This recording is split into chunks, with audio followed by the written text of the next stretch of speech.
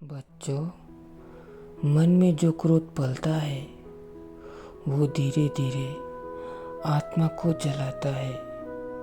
तुम सोचते हो किसी को सजा दे रहे हो, पर वास्तव में खुद को ही सजा दे रहे हो। सुनो, क्षमा करना कमजोरी नहीं है, क्षमा सबसे बड़ी ताकत है। जो क्षमा कर देता है वो ईश्वर के सबसे निकट हो जाता है। एक बार एक भक्त मेरे पास आया। उसका चेहरा गुस्से से भरा था। कहने लगा, बाबा, मैंने गलती की है, अब सामने वाला मुझे माफ नहीं कर रहा। मैंने मुस्कुराकर कहा, पहले खुद को माफ करो बच्चा, क्योंकि जब तक तुम अपने दिल को माफ नहीं करोगे तब तक शांति तुम्हारे पास नहीं आएगी। राधा कृष्ण माई भी एक दिन रोती हुई आई थी। कहती थी, बाबा, उसने मेरा अपमान किया, मैं उसे कभी माफ नहीं करूँगी। मैंने कहा, माई, जिसको तुम माफ नहीं कर पा रही वो हर पल तुम्हारे मन में जिंदा है।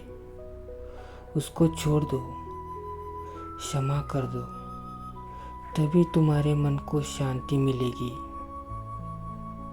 वो बोली, बाबा, अब समझ गई, क्षमा देना हारना नहीं होता, बल्कि अपने भीतर के दुख को जीतना होता है। बच्चों, जिस दिल में क्षमा बसती है वहाँ ईश्वर का निवास होता है। क्रोध, द्वेष, नफरत, ये सब अंधकार है, और क्षमा वो दीपक है जो आत्मा को उजाला देता है। अगर कोई तुम्हें ठेस पहुंचा दे तो पलटकर जवाब मत दो, चुप रहकर क्षमा कर दो। याद रखना, क्षमा ही सच्ची विजय है। मैंने अपने जीवन में भी बहुत अपमान सहे बच्चों, पर मैंने किसी से बदला नहीं लिया।